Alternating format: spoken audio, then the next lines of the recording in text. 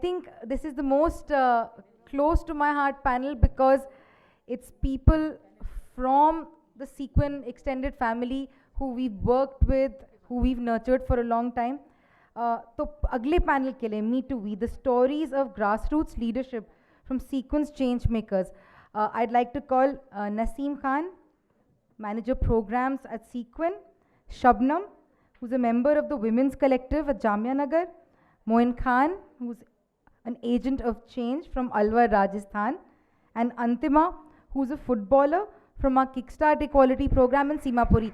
जोर से तालियां बजाइए इनके लिए, क्योंकि जो फिल्में आप देखते हैं, जो कहानियां आप सुनते हैं, they are the true role model, they are the change maker, they are the ones who are leading the change अपनी अपनी community में. कहानी शुरू हुई है तो कहानी की तरफ एक और कदम बढ़ाते हैं. इससे ज़्यादा बात नहीं करूँगी, वक्त बहुत कम है और हम इन तीनों को सुनना चाहेंगे ज़रूर. तो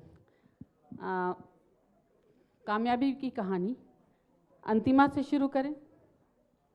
अंतिमा, आप कैसे स्पोर्ट्स से जुड़ी और कैसे यहाँ तक पहुँची, आप अपनी कहानी बताइए. मेरा नाम अंतिमा है, मैं अभी 10th क्लास में पढ़ती हूँ. मेरे यहाँ सीमा मतलब मेरे कम्युनिटी का जो इन्वायरमेंट है उसे देख के मेरी मम्मी पापा जो हैं वो हमें घर से बाहर नहीं निकलने देते थे, क्योंकि वहाँ पे बहुत सारे लोग थे जो लड़कियों को बाहर देख के ना ऐसे बोलते कि लड़कियाँ बाहर रह के क्या करेंगी और क्या होगा. तो हमारे घर का जो सिचुएशन था वो भी बहुत ख़राब था. मेरे पापा की तबीयत ख़राब थी और फिर हमने एक सब्जी की दुकान लगाई थी. तो वहाँ पे मुझे बैठना पड़ता था. मैं Laureus model city Delhi sequence से जुड़ी थी. तो वहाँ की जो अंजलि दीदी और शिवांगी दीदी हैं वो मुझे बुलाने आती थी कि अंतिमा ग्राउंड पे बेशक 1 घंटे के लिए तो आओ. तो जो मेरी मम्मा थी उनसे उन्होंने बात करी कि आंटी इन्हें भेजो क्योंकि ये कर सकती है. सब लड़कियों की मम्मियाँ जो थी वो भेजती नहीं थी. मेरी मम्मी ने मुझे दोबारा से भेजा सीक्वेंस मतलब कि सेशन पर. तो जो सेशन मैं जाती थी तो वहाँ पे अच्छे से पार्टिसिपेट करती थी और वहाँ पे जो मैचेस वगैरह होते थे उसमें मैं अच्छे से पार्टिसिपेट करती थी और मुझे काफ़ी जगह मैचेस में ले जाया जाता था. और अभी थोड़े दिनों पहले मैं मुंबई गोल फॉर गर्ल्स के गोल फॉर गर्ल्स में गई थी. वहाँ से जो मैंने सीखा था सब कुछ लीडरशिप में जो भी सीखा था मैंने वो आके मैंने अपनी कम्युनिटी में करा. तो जो पहले लोग बोलते थे कि ये लड़की शॉर्ट्स पहन के और ग्राउंड में पब्लिक पार्क में खेलती है, वो आज कुछ कर रही है और जो उसके साथ लड़कियां हैं वो भी कुछ कर रही है और आगे जाके कुछ करेंगी. Thank you. अंतिमा, आपको अब पार्क में कैसा लगता है? कोई डर लगता है आपको या आपकी मम्मी को जहाँ आप खेलते हो? नो मैम, पहले वहाँ पे नशेड़ी वगैरह रहते थे पर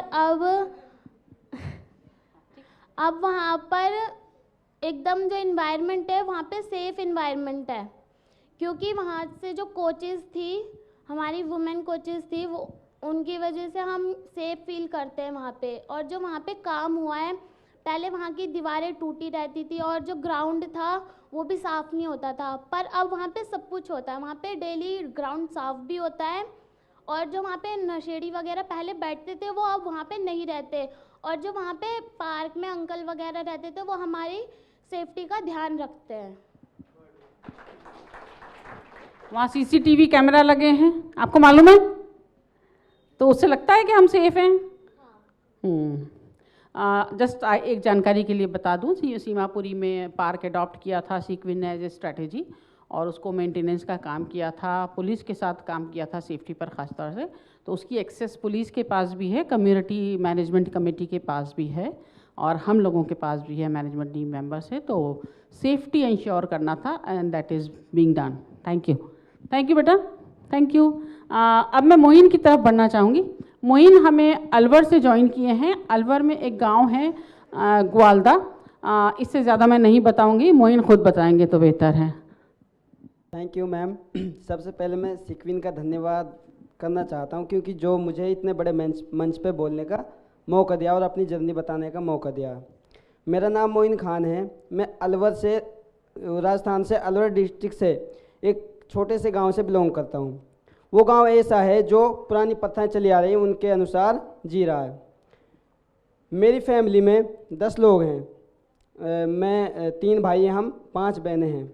मैं अपनी फैमिली में सबसे बड़ा हूँ और घर में जो कमाता है वो अकेले पापा कमाते हैं। एक जो मेरा तीसरा नंबर का भाई है वो स्कूल जाता था और एक्सीडेंट हो गया उसका हमने 5 ऑपरेट कराए, 6 ऑपरेट कराने की तैयारी कर रहे हैं।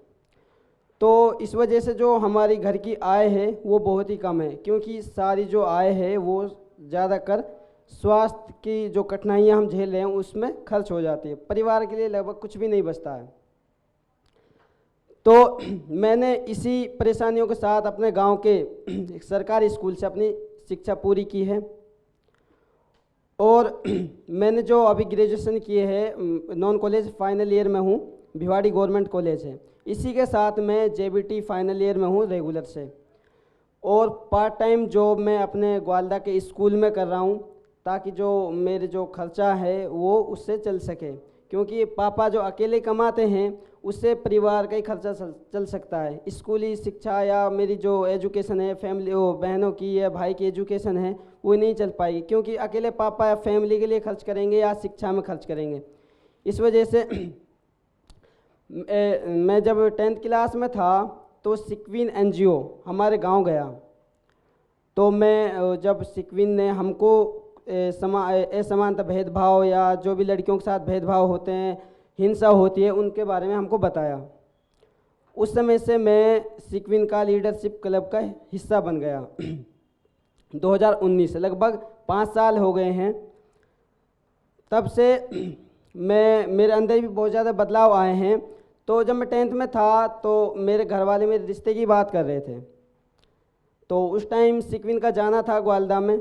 इन्होंने हमको बताया कि कम उम्र में शादी करने से क्या नुकसान होते हैं, बहुत ज़्यादा फ़ायदे बताए, क्योंकि अगर आप कम उम्र में शादी नहीं करोगे तो इससे आपकी जो शिक्षा है वो पूरी हो जाएगी, एक लड़की की शिक्षा पूरी हो जाएगी। अगर हम कम उम्र में शादी करते हैं तो एक तो समझदारी है वो नहीं आती और हिंसा होने लगती है, मेरा मानना ये है।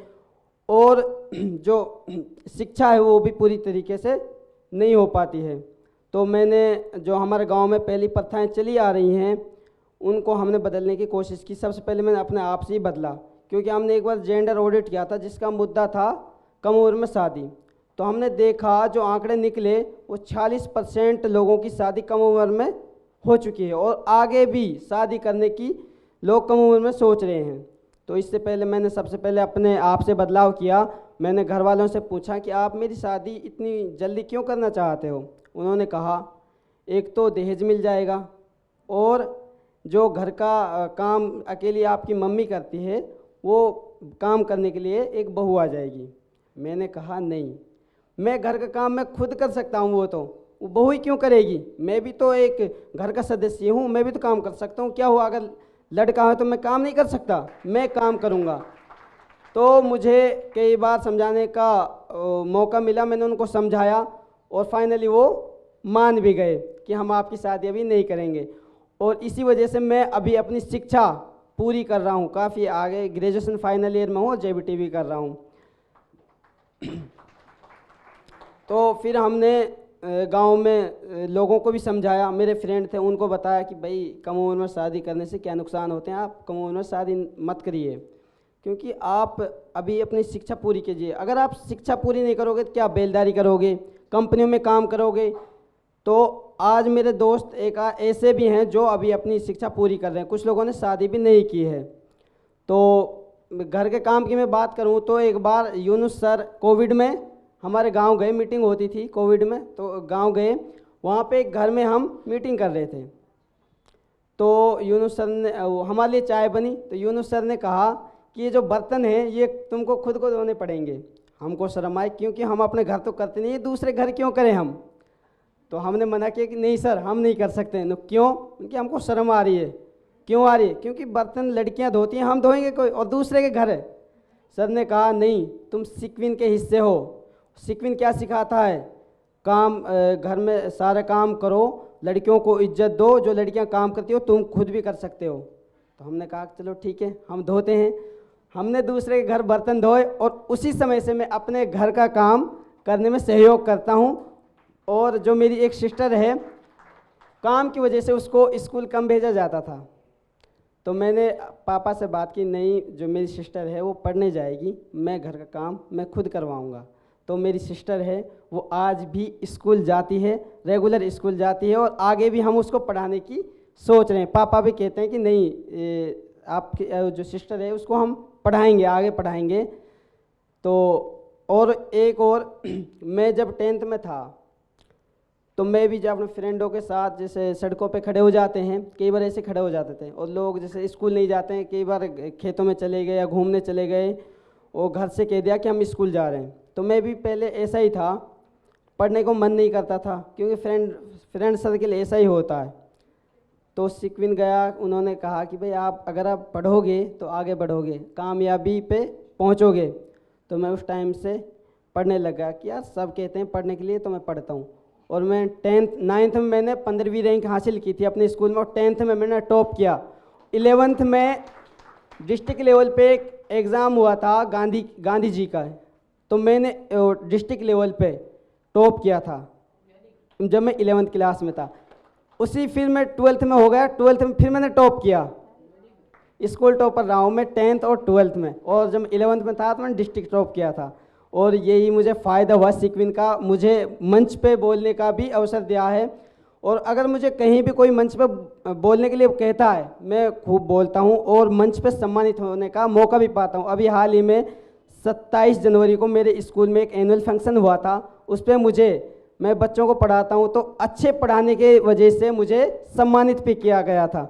और ये मैं कहीं ना कहीं सिक्विन का बहुत बड़ा रोल मानता हूँ इसमें। अगर सिक्विन नहीं होती तो मेरे जो अंदर जो घबराहट होती है या कहीं बोल नहीं पाते हैं उसको वो नहीं निकल पाती। और मैं शायद पीछे जैसे मेरे फ्रेंड हैं जो और लोग हैं रह गए पीछे, शायद मैं भी उन्हीं में होता आज। और यही कारण है सिक्विन ने मुझे बहुत आगे पहुंचा दिया है और उम्मीद करता हूं सिक्विन के साथ मैं भी ऐसे जुड़ा रहूँगा, सिक्विन भी मेरे ऐसे ही सहयोग करेगी और मैं अपनी बुलंदियों को हासिल करूँगा। और अपने साथ दूसरे लड़कों को भी लेके चलूंगा, अपने क्लस्टर को, मोहल्ले को, गांव को, शहर को, सबको लेके चलूंगा। नहीं मैम, मैंने गांव में जो परेशानी देखी है, गांव के हालात देखे हैं, मैंने उनको देखते हुए मैंने यूनिस सर से रिक्वेस्ट की कि सर सिक्विन में बात कीजिए आप। सर ने कहा किस मुद्दे पे, कि जो हमारे गांव में बुराइयां फैल रही हैं, कम उम्र में शादी हो रही है, काफ़ी डरावने जो आंकड़े निकले हैं हमारे गाँव में, या पुरानी प्रथाएँ जो चली आ रही हैं, इन पर हमको काम करना है। सर ने कहा कि मैं आपकी बात को रखूंगा आगे, और सर ने वो बात भी रखी भी। और हमारे गांव में लड़कियों को बढ़ावा मिला, फुटबॉल भी स्टार्ट हो गया और लड़कों के साथ भी जो सिक्विन एनजीओ काम कर रही है। मैं सिक्विन का धन्यवाद अदा करना चाहता हूं। हमारे गांव में बदलाव की ओर चल रही है, हमारे गांव को बदलने की सोच रही है और हम भी सिक्विन का सहयोग करेंगे हर वक्त, हम सिक्विन का सहयोग करेंगे हर वक्त। Thank you. समय का पता ही नहीं चला मुइन की बात सुनने में। बस एक लास्ट पॉइंट और मैं मुइन आपसे सुनना चाहती हूँ। जब आप यहाँ पर आने वाले थे, आप स्कूल से छुट्टी ले रहे थे, तो आपके स्कूल के कोलीग्स का क्या रिएक्शन था? जस्ट इन शॉर्ट अगर आप बता दें। जैसा कि मैंने पहले बता दिया है कि मैं अपने स्कूल में एक पार्ट टाइम जॉब कर रहा हूँ, तो स्कूल से छुट्टी भी लेनी पड़ती है क्योंकि बिना बताए छुट्टी नहीं कर सकते, क्योंकि बोर्ड के एग्ज़ाम आने वाले हैं। और ये स्कूल ने बहुत बड़ी जिम्मेदारी दे रखी है कि मुझे बोर्ड की क्लास में मेरा पीरियड भी लगा रखा है।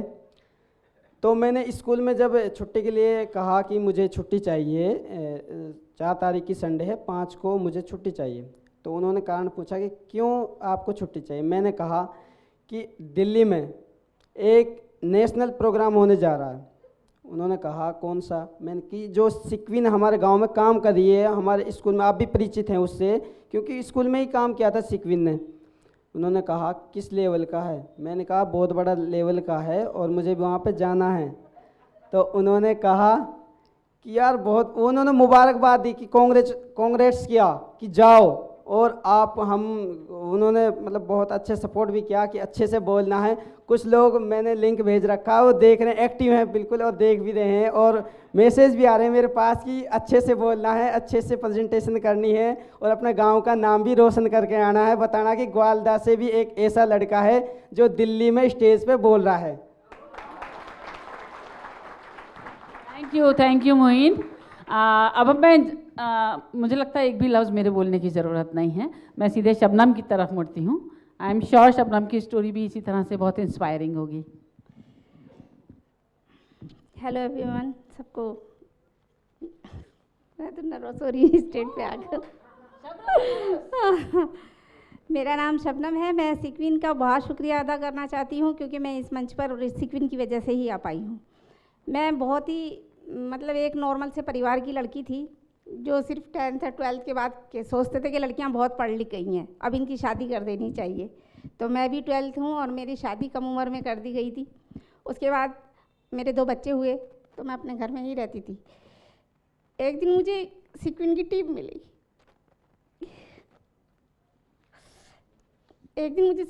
मिली। उन्होंने कहा कि हमारे यहाँ लेडीज़ों के लिए काफ़ी काम होता है। बोली हमारे यहाँ बहुत काम होते हैं लेडीज़ों के लिए। तो मैंने कहा ठीक है, मैं देखती हूँ। फिर मैं ऑफिस में गई, मैंने देखा वहाँ पर सिलाई, कढ़ाई, ब्यूटिशन और हाथ का काम सब होता था, जिससे ग्रुप वगैरह चलते थे। वहाँ पर मैंने सिलाई सीखा, ब्यूटिशन सीखा, मैं अपने पैरों पे खड़े होने की कोशिश करने लगी। सिक्विन ने मेरा बहुत सपोर्ट किया और उन्होंने मुझे क्रोशिया का काम जब मैंने किया तो उसका मुझे पैसा भी देने लगे। मुझे एक ट्रॉफ़ी भी मिली है सिक्विन से क्रोशिया के काम में। उस ट्रॉफ़ी को देखकर मेरे मम्मी पापा भी खुश हुए कि हमने तो बेटी को क्या कहते हैं कुछ काबिल नहीं बनाया था, लेकिन ये तो अपने हुनर से ही एक ट्रॉफ़ी ले आई। उसके बाद मैं महिला पंचायत की उससे जुड़ी। सिक्विन में महिला पंचायत चलती थी, वहाँ पर हमें ट्रेनिंग दी महिला पंचायत ने कि आप क्या कहते हैं, हमें पता नहीं था कि महिलाओं के साथ जैसे घरेलू हिंसा होती है, आर्थिक हिंसा होती है या शारीरिक हिंसा के बारे में, सबके बारे में हमें ट्रेनिंग दी और हमें कानूनों के बारे में भी थोड़ी बहुत जानकारी मिली कि आप अपने लिए इस तरह आवाज़ उठा सकते हो अगर कोई दिक्कत है आपके लिए।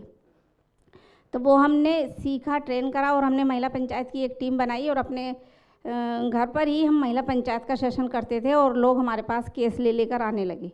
हमने अपने ही लेवल पर काफ़ी केस सॉल्व किए, क्योंकि घरेलू हिंसा में दोनों पार्टियों को अगर समझा के हम कोशिश करते हैं कि इनका क्या कहते हैं तलाक ना हो और इनके घर में सही से इंसान रहने लगे कि हिंसा ना करे। जेंट्स को अलग समझाते थे, लेडीज़ को अलग समझाते थे, तो कई केस हमने सॉल्व किए और वो हमारा कहना भी माना उन लोगों ने, कमेटी वालों ने। अब हम लोग क्या कहते हैं, मैं तो अवेयर हो गई थी, तो मेरी वजह से जब हमने लोगों को जोड़ा तो काफ़ी लेडीज़ से आसपास की हमारे मोहल्ले की हो गई इस लेवल पे कि हाँ भाई वो हमारी टीम के साथ जाकर घर घर काउंसलिंग कर कर हम सुधारने लगे, घरेलू हिंसा के बारे में लोगों को समझाने और बताने लगे। उसके बाद मैं अब बाहर भीतर निकलती हूँ और हर जगह जाती हूँ, मुझे कोई डर नहीं लगता। पहले मैं बहुत ही डरपोक लेडीज़ थी जिसे कहते हैं कि घर से बाहर निकलने में भी ऐसा लगता था कि पता नहीं क्या मुसीबत ना कोई हो जाए। दिन में भी अपना दरवाज़ा बंद करके रखती थी, इतनी डरपोक थी। लेकिन आज मैं सिक्विन की वजह से नहीं डरती हूँ। आज मैं बटला हाउस से अकेली यहाँ पर आई हूँ। मैंने इस मंच के बारे में बताया तो सब लोग बहुत खुश हुए कि क्या कहते हैं आपको इतना अच्छा वहाँ पर बोलने का वो मिलेगा सम्मान, तो मुझे भी बहुत अच्छा लग रहा है।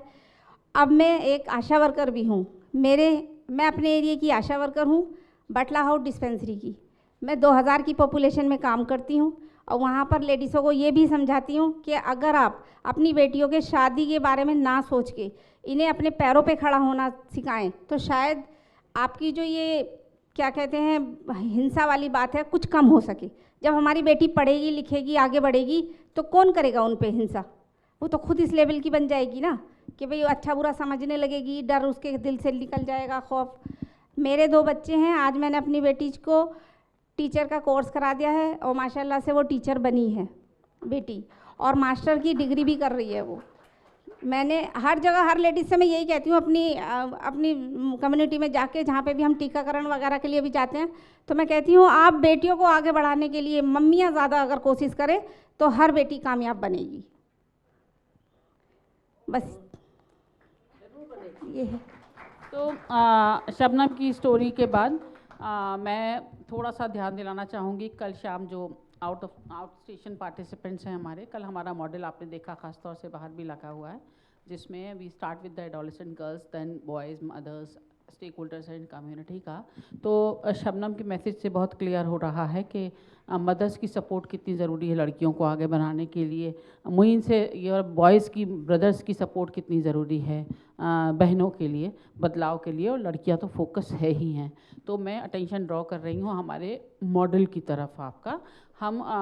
मैं बिल्कुल सॉरी कहूँगी, हम अपने एक स्टेक होल्डर थे जिनको हम बुलाना चाहते थे, वो आ नहीं पाए। ख़ास तौर से SHO सीमापुरी के हैं, और उनके साथ हमने बहुत क्लोजली काम किया है। जो पार्क की मैंने बात कही, ख़ास तौर से सीमापुरी जो बहुत क्राइम प्रोन एरिया है, वहाँ हमने काम किया उनके साथ। अगर वो आते तो शायद बहुत अच्छा हो पाता, नहीं आ पाए, बहरहाल नेक्स्ट टाइम। सो ये मॉडल है होलिस्टिक अप्रोच के साथ किस तरह से काम करता है, वो मकसद था इस शेयरिंग के ज़रिए, और क्या चेंज आ रहा है। आई एम श्योर आप सबके पास हंड्रेड्स और थाउजेंड्स ऑफ स्टोरीज़ हैं, बट ये एक सिंबल है, बेसिकली सिंबॉलिकली यहाँ 3 लोग बैठे हुए हैं हमारे मॉडल के अकॉर्डिंग। मुझे लगता है इससे ज़्यादा मुझे कुछ कहने की ज़रूरत नहीं है। और टाइम, क्योंकि I am doing a very dirty job since morning, सबको टाइम के कार्ड्स दिखा रही हूँ इससे पहले कि मुझे दिखाया जाए। Thank you, goodbye. कोई क्वेरीज है तो ज़रूर, कोई सवाल है किसी से तो 1-2 क्वेश्चन शायद हम ले सकते हैं। या ओके, मेरा सवाल मोइन से है कि हम जो काम करते हैं तो ज़्यादातर लड़कियों के साथ काम करते हैं, लड़कों के साथ काम करने की हिम्मत बहुत जुटा नहीं पा रहे हैं। मतलब करती हूँ पर बहुत कम लड़कों को जोड़ पाती हूँ। तो एक तो ये हमारे हम भी चाहते हैं कि हम अगर जिस तरह की सोसाइटी की कल्पना करते हैं, हम अगर एक तरफा काम करेंगे तो शायद वो उतना इम्पैक्टफुल नहीं होगा। तो हम बराबरी से लड़के और लड़कियों, महिला और पुरुष और अदर जेंडर के मुद्दों के साथ भी अगर नहीं बढ़ेंगे तो शायद वो फिर से वो पीछे छूट जाएगा और फिर से शुरुआत करनी पड़ेगी। तो मैं आपसे ये जानना चाहती हूँ कि लड़कों के साथ काम करने के लिए, लड़कों को सामाजिक मुद्दे जो आपने अभी कहा कि गांव में इस तरह की समस्याएं हैं, उस तरह की समस्याएं हर जगह है, हमारे यहाँ भी है। तो लड़कों को इन मुद्दों पर कैसे एंगेज किया जाए, उनको कैसे जोड़ा जाए, तो मैं एक थोड़ा रणनीतिक तौर पे ये समझना चाहती हूँ। जस्ट इन शॉर्ट मैं ही आपको बताती हूँ, क्योंकि ये बात बिल्कुल सही है। चैलेंजेस तो आते हैं, लेकिन लड़कियों के साथ अलग तरह के, लड़कों के साथ अलग तरह के। इन शॉर्ट मैं कहूँगी, जब लड़के पहला हमारा बूट कैम्प अटेंड करते हैं तो बहुत शौक से आते हैं, और मे बी वो मॉड्यूल का डिज़ाइन उस तरह का है, डेफिनेटली हम आपके साथ शेयर करेंगे विद द टाइम। वो मॉड्यूल डिज़ाइन और एक्टिविटीज़ उस तरह की हैं कि वो उन्हें पसंद आता है और वो कनेक्ट हो जाते हैं। ऑन प्रिंसिपल हम अगर 100 लड़कों के साथ बूट कैम्प करते हैं तो हमारा ये मानना है कि 100 में से 50 लड़के होंगे जो कंटिन्यूस एंगेजमेंट सेशंस में हमारे साथ जुड़ेंगे। But I am telling you the fact, more than 70-75% लड़के हमारे साथ जुड़े रह जाते हैं। उसका एक और कारण, पहली बात तो ये, वो मुद्दे उनको दिल को छूते। मैं सिर्फ एक लाइन में कहूँगी आपसे, मैं एक ट्रेनिंग कर रही थी, यूनुस वगैरह, हम लोग अलवर में पहली ट्रेनिंग थी, और जब हम जेंडर का सेशन उनके साथ कर रहे थे, ट्रस्ट मी वो लड़के एकदम मुंह खोल के ऐसे बैठे हुए थे। मुझे लगा कि शायद कुछ हाई लेवल का हो गया, बच्चों के शायद समझ में नहीं आया। When I started talking to them, वो बोले हमने कभी इस नज़रिए से सोचा ही नहीं। जो नज़रिया आज सिक्के का दूसरा पहलू आपने हमें दिखाया, हमने इस तरह नहीं सोचा था। तो इस तरह की चीज़ें आ रही हैं। और दूसरी इंपॉर्टेंट चीज़, उनको हम जो सोशल एक्शन की बात कर रहे हैं ना, सामाजिक बदलाव के लिए, वो हम लड़कियों को तो हमने एक दिशा दे दी, वो अपने लिए आगे बढ़ रही हैं, लेकिन जो सामाजिक बदलाव का काम है वो लड़कों का है। तो उनके लिए डिफरेंट प्रोग्राम्स होते हैं, रोड शोज़ होते हैं, पब्लिक इवेंट्स लड़के ऑर्गेनाइज करते हैं, ठीक है। तो एडवोकेसी का काम लड़कों का है, कंड्यूसिव एनवायरनमेंट जनरेट करने का काम माँओं का है, औरतों का है, कम्युनिटी, फैमिली में भी और कम्युनिटी में भी। जी, वी हैव प्रॉपर हमारा, just in short, proper training module है, प्रॉपर हमारा इम्पैक्ट असेसमेंट के लिए टूल्स वगैरह हैं। We starts with the base line, we ends with the end line, and we do assess the impact of it. We can share the links with you, और अभी भी हमारा एक चल रहा है recent वाला ही, and in a month I can share that also. Yes. Naseem जी, मेरा नाम जलाल है और मैं गवाह हूँ उस पार्क का जिसके बारे में आपने चर्चा की। Yes. तो क्योंकि मुझे लगता है कि मैं दिल्ली में ज़्यादा काम किया है, तो दिल्ली में तो मैंने उसके जैसा कहीं कोई पार्क नहीं देखा है। अगर हम बात करें कि रीसेटलमेंट कॉलोनी में कोई ऐसा पार्क हो सकता है जहाँ पे महिलाएं या हमारी बच्चियाँ घर की चार दीवारी से बाहर निकल कर आ सकती हैं, तो डेफिनेटली वो दिल्ली का एक इकलौता पार्क है जिसे सिक्विन ने डेवलप किया है। क्यों अंतिम ऐसी बात है जहाँ पर हम आ सकते हैं, एकदम बहुत हरियाली है, वहाँ पे टहल सकते हैं, और वहाँ पर मतलब डेवलप जिस तरह से किया गया है कि बाउंड्री की गई है, खाली सेफ्टी सुरक्षा के मतलब से ही नहीं, सुंदर नगरी जैसे एरिया में जहाँ सुंदर नगरी सीमापुरी उसके जितने आसपास के एरिया हैं, क्राइम कौन करता है और चार दीवारी किसे नसीब होती है ये हम जानते हैं। क्राइम वहाँ के लड़के कर रहे हैं, चाहे वो गली के बाहर खड़े हुए हैं या चौक चौराहे पे जहाँ भी मिल जाए, लेकिन चार दीवारी नसीब जी उनको नसीब होती है जो कुछ नहीं कर रहे हैं बेचारे उन लड़कियों को। तो आपने एक जो ऐसा पार्क डेवलप किया है जिसके लिए लौरा जी ने मैंने देखा बहुत भाग दौड़ की है, सुनील जी को भी मैं यहाँ देख रहा था उन्होंने भाग दौड़ की, आप भी थे, मतलब पूरी टीम सिक्योरिटी की किस तरह से पूरी रात में वहाँ देखता था कि मट्टियाँ उतर रही हैं, रात को ट्रक आ रहे हैं और लोग भी परेशान हो रहे हैं। कुछ लोगों को लग रहा था कि यार हमारा तो यहाँ से जो बादशाहत है वो चली जाएगी, हम पार्क में यहाँ बैठ के स्मैक पीते हैं, हम यहाँ शराब पीते हैं, ये बच्चे यहाँ पर आकर खेलेंगे तो हम कैसे यहाँ ये सारा कुछ कर पाएंगे। तो कितनी लड़ाइयाँ हो रही थी, किस तरह से आपने जितने स्टेक होल्डर्स थे वहाँ पर, चाहे वो लोकल एनजीओज थे या पुलिस थी, आज एसएचओ साहब नहीं आ पाए हैं लेकिन मुझे मालूम है कि उन्होंने कितना सपोर्ट किया है, बहुत ज़्यादा, है ना। तो कुछ अगर फोटो भी यहाँ चलाए जाते तो और हम लोग बहुत अच्छे से एक उससे फिल्म में कनेक्ट था कर पाते। जिसमें डीसीपी सर कह रहे थे कि सीक्विन जैसा काम हम करना चाहेंगे। सीक्विन ने एक पार्क में किया है, इस इलाके में 12 पार्क हैं, हम 12 पार्क में सीक्विन के साथ करना चाहेंगे, ये डीसीपी ने कहा था।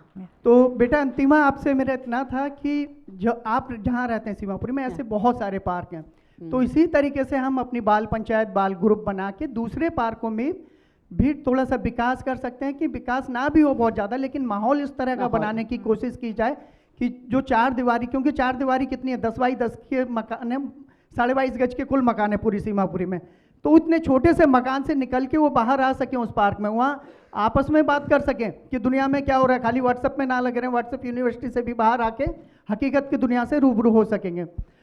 दूसरा मोइन और शहनाज जी की बात से मैं बिल्कुल इत्तेफाक करता हूँ कि एक बहुत बड़ा मुद्दा है बाल विवाह का, क्योंकि आप नेशनल फैमिली हेल्थ सर्वे का अगर डाटा देखते हैं तो 23% एक डाटा है जो बताता है कि जो 18 साल से कम लड़की और 21 साल से कम के लड़कों की शादियां हो जाती हैं। जैसे मोइन ने कहा कि उनके गांव में 45% बच्चों की शादियां बाल विवाह में हो जाती हैं, तो ये दिल्ली में भी है। आप नेशनल फैमिली हेल्थ सर्वे का अगर डाटा देखेंगे, छुपाया जिस तरह से जाता है कि हम तो शहर में रह रहे हैं, हम दिल्ली में रह रहे हैं, लेकिन आप दिल्ली का भी डिस्ट्रिक्ट वाइज भी डाटा देखेंगे, चाहे वो साउथ दिल्ली का ही हम डाटा निकाल लें, उसमें भी आपको एक अच्छा खासा आंकड़ा मिल जाएगा कि यहाँ भी बाल विवाह हो रहे हैं।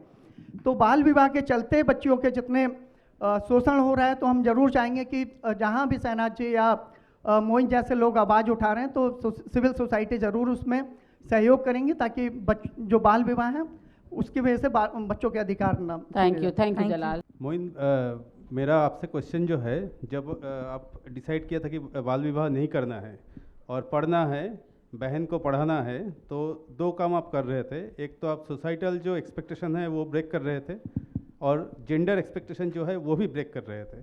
जब आप ये बात आपका जो पीयर ग्रुप है, जो आपका दोस्त है, जो मेल्स है, उसको जब बोली तो वहाँ से पीयर प्रेशर जो होता है वो कैसे आपके ऊपर दबाव आया या फिर सपोर्ट आया या फिर बुली किया गया आपको, ये कैसे क्या हुआ और आप कैसे उसको हैंडल किया?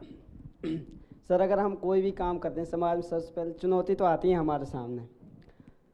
मैंने उनको जब बताया कि भाई, वो भी एक्साइटेड थे कि हमारे दोस्त की एक शादी हो रही है, देखो इसके घर वाले शादी की बात कर रहे हैं। तो मैंने उनसे कहा कि नहीं, आप खुश मत होइए, मैं शादी नहीं करा रहा। उन्होंने कहा क्यों? मैंने कि मुझे पढ़ना अभी, और तुम भी पढ़ो, आगे अपने सपनों को पूरा करो। अगर हम जल्दी शादी कर लेंगे तो क्या ये कंपनियों वगैरह में या बेलदारी करेंगे? उन्होंने कहा जब पहले से ही लोग कर रहे हैं तो हम करने में क्या है, हम भी कर लेते हैं। जो पहले से लोग जी रहे हैं तो ऐसे हम भी जी लेते हैं। मैंने कहा नहीं यार, खुद तो चेंज करना पड़ेगा हमको। उन्होंने कहा क्यों? मैंने कि ताकि हमारी ज़िंदगी और सरल हो जाए। कहाँ तक हम हाथों से हथौड़ा चलाएंगे, बेलदारी करेंगे? कुछ लोगों के समझ में आई, अगर 2 के समझ में आई तो उन्होंने औरों को बताई सर, और धीरे धीरे ऐसे ही मेरे लिए भी आसान हो गया और समाज में ऐसे ही थोड़ा सा, क्योंकि हमने जब खुद को चेंज करना पड़ेगा तो लोग कहेंगे यार इसने भी चेंज किया, लेकिन मैं भी थोड़ा अपना अंदर बदलाव चाहता हूँ। Thank you.